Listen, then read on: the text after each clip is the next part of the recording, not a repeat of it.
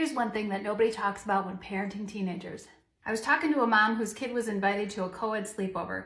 It is prom season and this kind of thing does go on, of course, right? As this was her first experience with her son coming and asking to go to a co-ed sleepover, she tried very hard not to freak out. Although in her mind she was like, oh my God, are you kidding me? I mean, what kind of parents are gonna host a co-ed sleepover for a bunch of 17-year-old kids? But on the other hand, maybe that's a safe thing, right? She's trying to weigh like pros and cons, and the mom, again, is really trying not to freak out about the fact that her child is now old enough to be invited to a co-ed sleepover. And what should she do as a parent?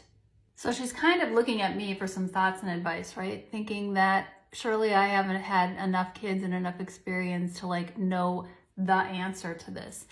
And I say to her, you know, sometimes you've got to stand on your own parenting island. And what I mean by that is sometimes you have to make decisions based on your gut rather than on what all the parents around you are doing. It is really important to have the courage to make decisions during these teen years that are based on your family values and not on what the culture says or what the lady down the street is doing with her kids. Because you and I both know sometimes this culture is totally whack and the lady down the street and whatever her agenda is or her vision for her family is different than yours. So mom, have the courage to stand on your own parenting island, listen to your intuition and guide your teens the best you can.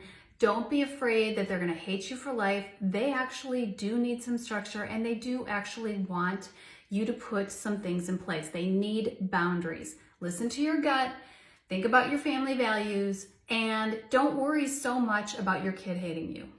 Now, if you don't have any family values in place or you have no idea what your family stands for or what's important to them, that's a problem.